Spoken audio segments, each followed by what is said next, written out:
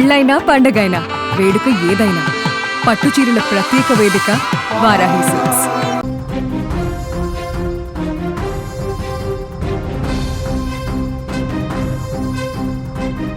నేపాల్లో వరదలు సృష్టించినటువంటి భయానకమైనటువంటి పరిస్థితి ఇంకా కొనసాగుతుంది. తాజాగా వరద నీటిలో కొట్టుకువచ్చిన ఒక కబోర్డ్ దాన్ని తెరిచి చూస్తే ఊహించని దృశ్యం బయటపడింది.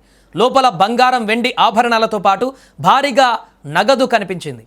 ఆ సమయంలో ఎవరైనా దాన్ని తమ అదృష్టంగా భావించే అవకాశం ఉంది. కానీ ఆ వ్యక్తి మాత్రం ఒక్క రూపాయి కూడా తన వద్ద ఉంచుకోలేదు. వరదలతో ప్రజలు ప్రాణాలు కాపాడుకునేందుకు పరుగులు తీస్తున్న సమయంలో తనకు దొరికిన సొత్తును పోలీసులకు అప్పగించి నిజాయితీ చాటుకున్నాడు. నేపాల్లో జరిగిన ఈ ఘటన ఇప్పుడు సోషల్ మీడియాలోనూ స్థానికంగా కూడా ప్రశంసలు అందుకుంటుంది. ఇక భారీ వరదల సమయంలో నీటి ప్రవాహంలో కొట్టుకువచ్చిన ఓ కబోర్డును ఆ వ్యక్తి మొదటగా గుర్తించాడు. దానిని తెరిచి చూడగా బంగారం, వెండి ఆభరణాలు, నగదు కనిపించాయి. ఇంత విలువైన వస్తువులు చేతికి చిక్కినా వాటిని సొంతం చేసుకోవాలన్న ఆలోచన చేయకుండా వెంటనే పోలీసులను సంప్రదించాడు. కబోర్డులో ఉన్న వస్తువుల ఆధారంగా వాటి అసలు యజమానులను గుర్తించేందుకు ప్రయత్నించాడు. అందులో లభించిన బిల్లుపై Jaishree Mahalakshmi gold and silver shop అనే పేరు కనిపించింది. దీంతో ఆ షాప్ యజమానులు పోలీసులను సంప్రదించి తమ సొత్తును గుర్తించుకోవాలని అతడు కోరాడు. ఇటీవల నేపాల్ను కుదిపేసిన వరదలలో భారీగా ఆస్తి నష్టం జరిగింది. ఇల్లు, దుకాణాలు, వాహనాలు వరద ప్రవాహంలో కొట్టుకుపోయాయి.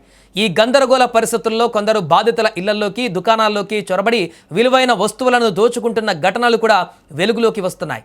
అలాంటి సమయంలో తనకు దొరికిన బంగారం, వెండి, నగదును మొత్తం తిరిగి ఇచ్చేందుకు ముందుకు వచ్చిన ఈ వ్యక్తి వ్యవహరించిన తీరు ప్రత్యేకంగా నిలిచింది. విపత్తు సమయంలో మనిషిలోని మానవత్వం ఎలా బయటపడుతుందో ఈ ఘటన మరొకసారి నిరూపించింది.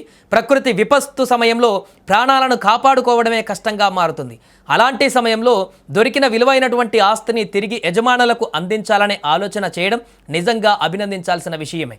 ప్రస్తుతం పోలీసులు ఆ కబోర్డులో లభించిన వస్తువులను పరిశీలిస్తూ అవి ఎవరివో నిర్ధారించే ప్రక్రియను కొనసాగిస్తున్నారు.